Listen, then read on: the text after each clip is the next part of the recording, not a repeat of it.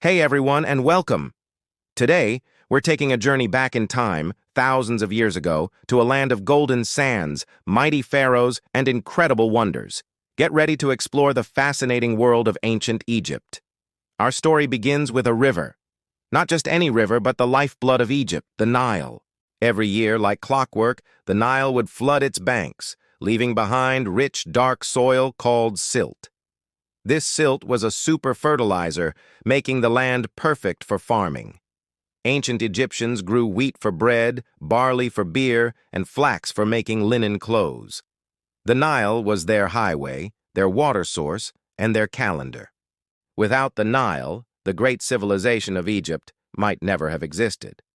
Around 3100 BC, a powerful king named Narmer, also known as Menes, did something amazing.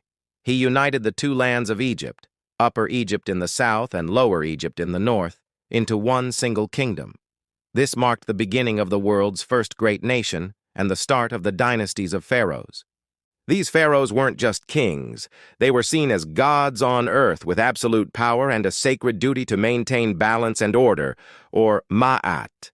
They wore a special double crown, the pshent, combining the white crown of the south and the red crown of the north, symbolizing their rule over a united land. Now, let's talk about something you've definitely seen before: the pyramids. The most famous are the Great Pyramids of Giza. These weren't just giant stone triangles. They were magnificent tombs built for pharaohs like Khufu, Khafre, and Menkaure. The Egyptians believed in an afterlife, a journey to a paradise called the Field of Reeds. To get there, the pharaoh's body had to be preserved through a process called mummification, and their spirit needed all the things they'd enjoy in the next life. The pyramids were designed to protect the pharaoh's mummy and treasures for eternity, acting as a stairway to the heavens. And standing guard right next to the pyramids is the Great Sphinx, a mythical creature with the body of a lion and the head of a human. For thousands of years, it has watched silently over the desert. We believe its face is that of the pharaoh Khafre. Its purpose is still a bit of a mystery, but most historians think it was a powerful guardian, a symbol of the pharaoh's strength and wisdom, protecting the sacred tombs behind it. Life in ancient Egypt was deeply connected to religion. The Egyptians worshipped a huge family of gods and goddesses who controlled everything from the rising sun to the flooding of the Nile. The most important god was Ra, the sun god, who sailed across the sky each day in his solar boat. Another key figure was Osiris, the god of the afterlife, who was famously brought back to life by his devoted wife, the goddess Isis, who represented the ideal mother and queen. People built massive temples to honor these gods, filled with priests who performed daily rituals, made offerings, and prayed for the prosperity of Egypt. So, how do we know all of this? We can thank the Egyptians' amazing writing system, hieroglyphs. These weren't just letters. They were beautiful little pictures that could represent an object, an idea, or a sound. For a long time, no one could read them. But then, in 1799, a special stone was found, the Rosetta Stone. It had the same text written in 3 scripts: hieroglyphs, a later Egyptian script, and ancient Greek.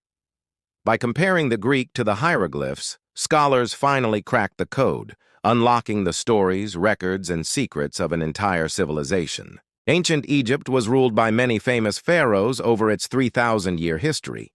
You've probably heard of Tutankhamun, the boy king. He became pharaoh when he was only 9 years old. His tomb, discovered in 1922 by Howard Carter, was a spectacular find because it was almost completely untouched, filled with golden masks, chariots, and incredible treasures that give us a perfect snapshot of royal life.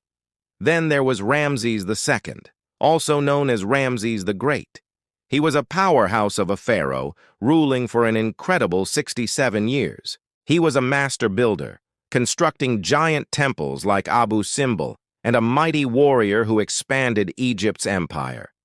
His legacy was so huge that many later pharaohs named themselves after him. And we can't forget Cleopatra. She was the last pharaoh of Egypt.